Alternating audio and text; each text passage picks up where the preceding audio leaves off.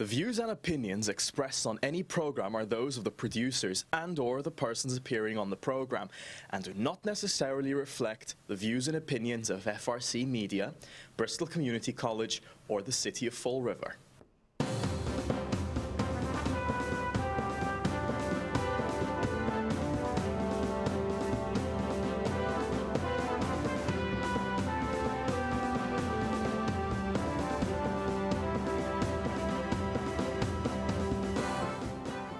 Well, hello. Welcome to Spindle City Straight Talk. I'm Chip. And I'm CJ. And it's Monday in a Riv. Welcome our live viewers. And, welcome to the Fall River Corral. and who? Yeah, I saw the flush and yeah, the Fall River Corral. Yep. You know, not to rival the OK Corral, That's but right. pretty close. But pretty. We're almost there. We're there. So again, we have, you know, the election is on the horizon. I see the signs are up, and I've seen signs from all the fundamentally, you know, more politically known, well-known candidates. I've seen Coogan signs and Carrere signs and Camara signs and Riley signs, and so basically we've got the full gambit out there. Well, those are the people that have, you know, they've had political campaigns before. They've all been in politics in some form or another, or even in Coogan's case, he may not have run for public office, but he was involved in the campaign to override the debt and build a school. But he did run for office because he is the current school committee member. Yeah, well, I mean, school committees, like, you know, I mean, half the people I know that vote, if you ask them, they go, who's on a school committee? I have no idea. I know. You know, and half of them don't vote in the school committee. But, yeah, you're right. He is a school committeeman. And actually, he and I did have a conversation about the health care issues a couple of years ago about it. And, but, hey, it's there. We have extended some invitations, which we'll get to later. But let's hit this post-shooting police overtime to come from budget, not free cash. So what does that mean, CJ? Overtaxation. Either overtaxation, you're right. We all know, we always talk about we're overtaxed every year because we have free cash and we have massive free cash at the end of the year. And we've got a budget override, and so there's more unnecessary taxation because they said we could afford it. And it also says, and you know what I like? I love the way they amazingly start being concerned about things.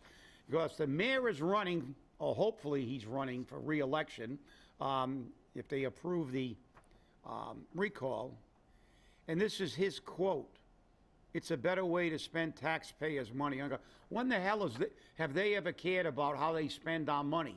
They never do. They don't care, except that now he's worried about a better way to spend the taxpayers' money. Well, you're already spending overspent money. Is that correct? They're going to find it in the budget. And then Which means that budget was overinflated. The police chief talks about backfill overtime expenses from current budgets. Well, you know what that means? It means two things. We were overtaxed, or a thing that always used to disturb me, the city and politicians always bemoan public safety issues. Oh, I'm so in favor of police and fire. I'm so in favor of public safety. And then they leave positions unfilled for 6 months, a year, so they can generate free cash at the end of the year because they don't have to pay the salary or the benefits or anything else for those positions or the health care. That's how they can backfill. That's how they're finding money. How many police officers' vacancies are there now, and how long have they been unfilled? How many citywide vacancies have not been filled in a fiscal year where they were budgeted? But politicians never talk about this. This is their dirty little secret. This is their dirty little secret. They campaign on I brought the fire department up to full complement. Yeah, it's funded full complement, but you got your 10 vacancies short for a year. And you don't fill them. So you've created a public safety issue. So why doesn't our city council investigate that?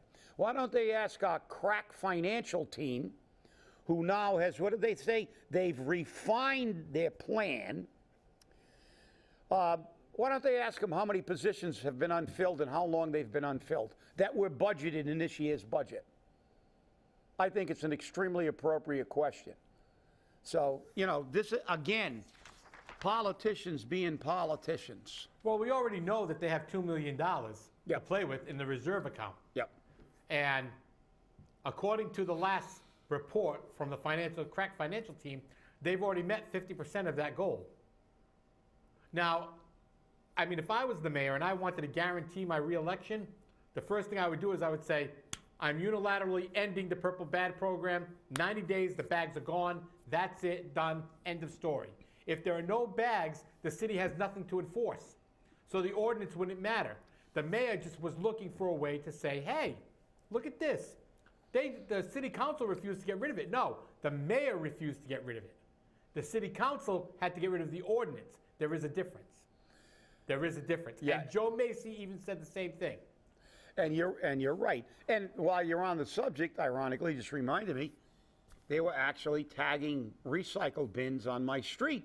Wow, finally. I actually saw a couple of them. Yeah, you know, it's only been like 6 years or something. Where, you know, the guy up the street has been putting out a recycle bin full of plastic bags, everything wrapped in plastic bags. There must have been 20 or 30 bags, but they tagged a few. They tagged them. They don't tag me because I never use plastic bags and stuff, and I always use bags because I know that my name's on the hit list. Our names are on the hit list. I mean, we'd be the first guys. But I've always used the bags, but they were tagging, which I found, wow, rather ironic. Now they're tagging. Maybe they want to generate more money to pay the overtime. But you know, these are the kind of shenanigans that disturb me when politicians are so duplicitous and disingenuous with what they say. Now they're worried about taxpayer money. Now all of a sudden we've got money in the budget. It's been happening for years. I mean, I'm not saying this is a first for them. I complained about this for years as the president of the firefighters union. We had vacancies unfilled and they used every excuse in the book. Oh, well, we got to wait till there's a full class. No, you don't. There's a fire academy. You can send them to the Mass Fire Academy to get their fundamental training. First phase, basic training, so to speak. They don't want to spend the money. That's baloney. We could, you know, I mean, it costs the same amount of money because, you know, the irony of it. Half of the people that are teaching the course in the Fall River Department from the training division got side jobs at the Fire Academy. Right. Paul Ford taught at the Fire Academy for years. But then they wouldn't send people up to the Fire Academy. You know, why? It was just an excuse not to fill the positions. And the other thing that a lot of people don't realize for public safety, police and fire especially, for the sake of argument, let's say they leave a vacancy open for 7 or 8 months. So you've lost that body, which generates overtime. You have to fill that vacancy with overtime. Generates overtime, reduces manpower for 7 or 8 months. But then what they don't tell you is when they finally do put them on the job, they're not on a job. They've got to go to the training academy and pass the training. The police have have to go to the police academy, and firefighters have to go to the fire academy and get through the training course in order to get on the line, get on the job. So that adds another 2 months or better, depending on, you know, how they're going to spend the course, sometimes more. And so this is, again, you know, let's find the people and let's see the overtime money. The council will not ask these questions, though. And that bothers me that the city council is afraid, or is too stupid, I don't know which it may be, to ask these type of questions.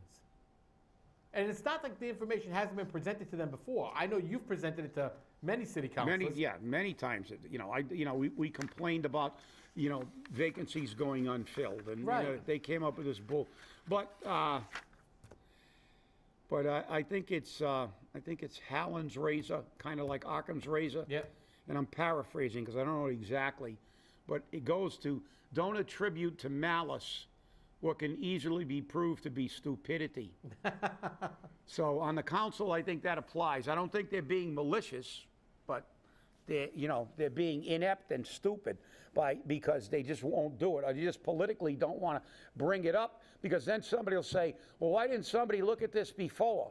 Right, exactly. And it's just like everything else. When do they talk about getting fire apparatus? When it's election time. When do they worry about taxpayer money? When it's election time. And realistically, they absolutely do not care. They're absolutely disingenuous. And, so that's the reality of what we're looking at. So let's just hope they find a guy that was running down South Main Street shooting at people in the middle of the day. I mean, and that's the sad part of this whole scenario, that people don't realize, they don't put this in perspective. The people we're dealing with that are doing this have absolutely nothing to lose. No, and those individuals who are just being arraigned for stabbings and muggings, they virtually have no jobs. They're criminals, they're drug addicts, and they're going to spend their life either victimizing you or being in jail anyway. So do you think that, if this guy gets apprehended, he might not be able to present his PhD thesis? I don't think so. And the thing is especially with the shooting, the guy was overheard in the courthouse saying to the gentleman that was shot at, I'm going to shoot you once you're outside of this court. And he did. Yeah. He fulfilled it. Yeah, well, as I said, because... He may have missed him because he put the bullets in the window and a few cars. Yeah, well, then maybe that's a new growth business. Get a shooting range and teach them how to shoot.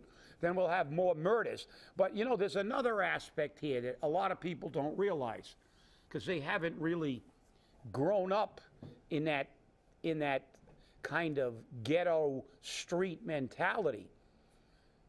A lot of these people do this for street cred. Right. They actually become important in their subculture. Look, you're a real gangster. You ran down South Main Street shooting aimlessly, at everything that was moving.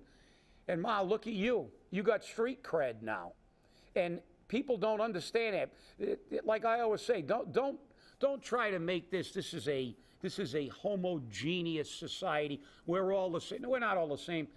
You live in a ghetto, you got different rules for survival. You live in a gated community, you make $1 million, you got a completely different lifestyle, a completely separate senses of what is appropriate and inappropriate. A place where you can build a wall. Yeah, exactly.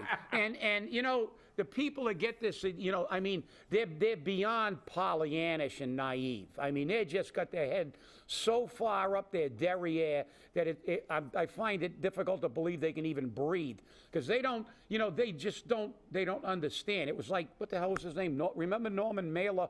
Yep. When he worked tirelessly to get this convicted murderer out of jail, and he actually wrote a book about him. I think it was called The Belly of the Beast, I believe. He got the guy out, and I think the first or second day he was out, the guy murdered somebody at one of his cocktail parties. That works. So, it's a different mentality. They live by a different set of rules. Go to the ghetto and walk around with drive a BMW around, walk around with your wallet hanging out and see how quickly you're going to get mugged. Will that happen in Newton? No. But unless you're a drug dealer driving a BMW around where they know you got a Tech 9 in your car, unless you got street cred and they know the car, something's going to happen to you. This is the reality, and Fall River is rapidly becoming a Detroit, a mini Detroit.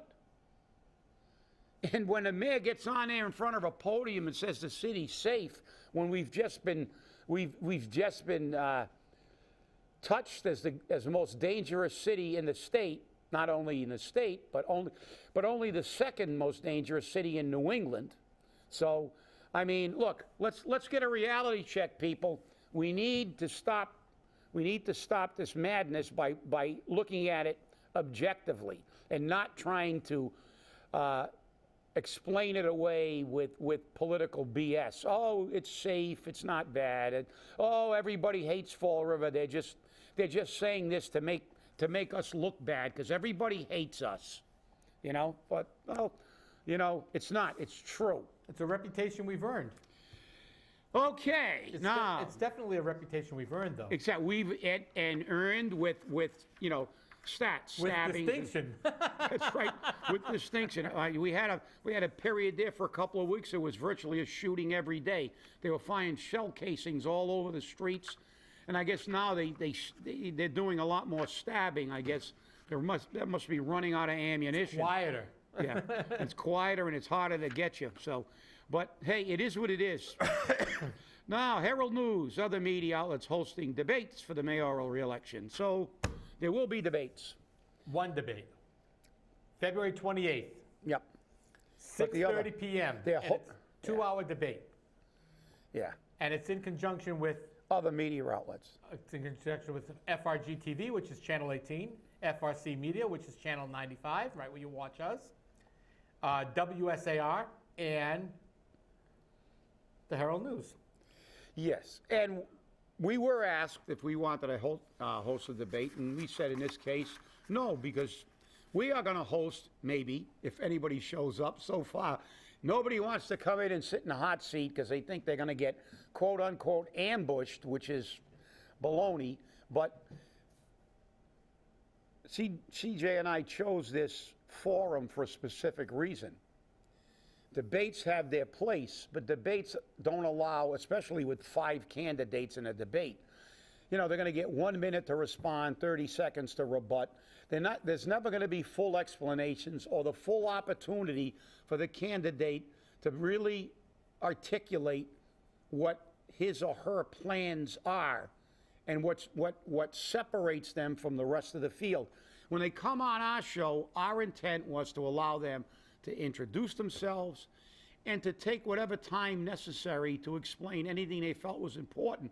They're not going to be constricted by time parameters and by rebuttal time parameters. If they're asked a question and they want to take 3 minutes to rebut any statement, they have. And if they think they're going to get ambushed, I say that you could get ambushed more at a debate with a question that you only got 1 minute to answer than if somebody makes a statement and you got a microphone in front of you for 15 minutes. You can spend 15 minutes shooting holes in whatever statement that was. Exactly. And I really don't, see, the consternation about coming on, because I think this is probably the best forum they can have for totally being able to present and articulate their positions, because we are not going to shut them off. We're not going to pull a Rick Oliveira like when I went on and there was a true ambush when he wouldn't let me answer anything, shut me off. I was on for about 4 minutes, and 3.5 of the minutes he was yelling and screaming and shutting me off and shutting the mic off and everything because they just didn't want to hear the truth. And then everybody said, "Oh, look, he couldn't."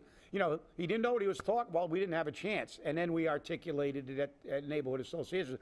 But that's an ambush. You're going to be here for a half an hour. We're going to probably take 3 to 5 minutes to open a show, maybe hit any important topics, and you're going to have the rest of the show. You're going to have plenty of time. Nobody's going to grab your mic. Nobody's going to shut the camera off. Nobody's going to kill the mic. You're going to have plenty of time. And I think that this forum is, especially when there's no primary and final election, where you're going to get to be able to vet the candidates between the primary and a final election, give them more time to articulate their positions. This is a one-shot deal, and it's going to be split 5 ways. Well, I've even gone so far with one of the candidates and said, look, I'll just run the board, which is what I do here anyhow. I run the board. and I won't even participate. I'll just keep the camera on you and Chip, and the both of you will just have to handle it. And he said, oh, my friend Chip. So yeah, and we are friends. Exactly. And we've been friends for a very, very long time. And one thing I can say about that particular candidate is that we've always managed to disagree without being disagreeable. So I know he's not gonna. I know that I don't understand. I hope he shows up. I hope they all show up, because I truly want to get every candidate here in front of a camera and give them the opportunity to present themselves to the voting public and give obviously maybe even a half an hour is not enough, but they can hit the key points of their platforms. They can hit the issues that they feel in depth that are critically important and what separates them. So, hopefully we can get them on, but we're going to tell you, we said we were going to have somebody on Wednesday. Right now it's looking a little shaky. So if nobody's on Wednesday, we've reached out to number 1 and 2 in alphabetical order. And we've already said that. And they haven't committed yet. And, and I know you covered a little bit of it on the flush. And also, and just in case, and I know a lot of people read the flush, in case they didn't get that, I know you alluded to the fact that the statement was made, are you still beating your wife? And maybe some people didn't get that kind of question, obtuse, it kind of an obtuse statement. People don't make the correlation. It's good. It's basically politically based kind of strategy.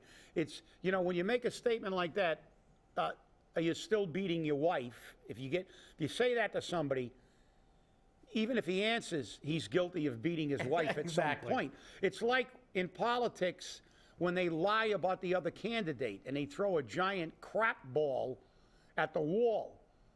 Now, it may be 100% incorrect, 98% incorrect, or 50% incorrect.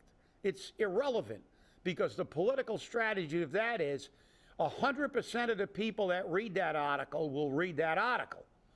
And then when they print a retraction or prove it wrong, you might get 20 or 30% that actually figure out that it wasn't a correct. They're always going to remember the original statement. And that is politics 101. Right, and that's where the old statement comes from. Let's just throw it against the wall and see how much sticks. Exactly, and that's politics 101. They don't care if they say, whoops, I can prove it's wrong. Well, how many people will know that it was proven wrong? Well, that's funny, because right up until this point, I've kept an open mind to a lot of our tipsters. And I've gotten tips from people that I can't confirm. And if I can't confirm them, I don't go through them. I mean, I've gotten tips about people's education, their jobs, their personal lives, their activity in their jobs on taking graft. And I can't prove any of that. If I could, then I'd say something. But don't be sending me tips that are so far-fetched that you can't make them work. Again, you're throwing it against the wall and hoping it sticks, or hoping you're going to find some idiot who's going to turn around and say, okay, so-and-so said that this is what's going on with you, and so-and-so said that this is what's going on with you. And but it's the same thing. And remember, for your tips, we appreciate the tips. And if we can prove something, it's good. And it's always good to keep in the memory banks if something comes up later. But just remember what we talked about a few shows ago with Jorge Alorza. What he's doing fundamentally is strong-arming contributions. It's extortion. You and I couldn't get away with it, but because he's a politician, it may be legal. I don't know how it can be legal, except, as I said, the judges who they appoint make rulings, and the ethics committees that they appoint to the Ethics Commission, they're the people who make these rulings that said everything that is wrong for the average person is okay for the politician, including collecting their full retirement and their full pay. So when everybody else doesn't. And remember that, because, look, Elorza, and they ran it again, because I guess Channel 12 it is, that's really hammering Elorza their investigative reporting. I guess it's, and they talked about his 140 some days outside the country, and they ran that old clip of Elorza basically saying, what's the difference? No big deal for me to be like, and they had where he went all over the world. Like, you know, and he said, what's the big deal? If I'm in the office, I pick up the phone and I'm on the phone with my directors. And if no matter where I am in the world, I pick up the phone and I'm on my phone with my directors. Does that sound familiar? Oh yeah. Didn't Jazel Correa say that when somebody mentioned he was out of the country? I'm in Paris at the cafe. Oh, or when he was in Florida, or when? Oh yeah. And I'm on the phone. Sorry, buddy. Sorry, buddy. If you're the mayor, the only time you should be out of this city is when it's absolutely imperative that you have to be. We have a residency requirement. You think maybe our mayor should spend most of his time in a city, not half a year traveling like a Elorza? And this is one of the reasons that I like a ceremonial mayor, because that's all they are. They've proven that they do not run any city. Exactly. The department heads and the administrators run the city. They don't do anything except cut ribbons and politic, and they get mega money and get to travel all over the world on our dime. Mayors are the most useless job. That's the most useless job, you know, in politics, because they do not do anything. You know, and it they wasn't do always not. that way, though. No, it wasn't. Many years ago, when mayors didn't have chief of staffs, they didn't have cabinets. Look, the president of the United States needs a cabinet. The complexity and the knowledge you need of all the subjects that a man who is running a nation needs. You need somebody who is an economic specialist. You need people who are military specialists. You don't need a cabinet to run a city. You got six-figure department heads who are being paid who are experts in that field. That should be your cabinet. And in the old days, that's what mayors did. If there was a problem with DPW, they called the DPW director in front of the council, and they questioned him. The mayor'd call him into the mayor's office on the carpet, the fire chief, the police chief. When there was a question, department heads who were being paid to run departments were held accountable. There's your cabinet. But now the politicians said, hey, if the president can have chief of staff, let's make all these stuff. That's how we ended up with chief operating officers in the school department, deans of students. Well, if somebody else can have it, let's make this ridiculous and sublime thing. We'll create these positions even in a place. Who needs a dean of students for middle school kids? What are they taking? Advanced Eastern philosophy? I mean, you know, it's grammar school. It's elementary school. We really need a dean of students? It's just political payola payback jobs. It's patronage at its best. It's like cemetery director that buries them in the wrong graves. Yeah. Or special assistant which runs around and just does nothing. With no credentials. Right. And here's the key. That's what proves the point. If you get on a president's cabinet, you normally have some credentials. Yep. You know, if you're gonna deal with the economy, you better be a pretty well-known economist with a pretty good resume. But if you want a job in a cemetery department, you can be an ice house guard. Or you can be a waiter and get a job as a housing director. There you go. You can be a waiter and be a housing director. So, but see, again, the politics is so obvious. And why don't the people realize this and get rid of these bums? But we'll see. Hey, stay angry. Hopefully on Wednesday we will have a guest. But if we don't, we'll figure something out. We'll always find some way to get something out of there. Hey, have a great day, everybody, and we'll see you on Wednesday.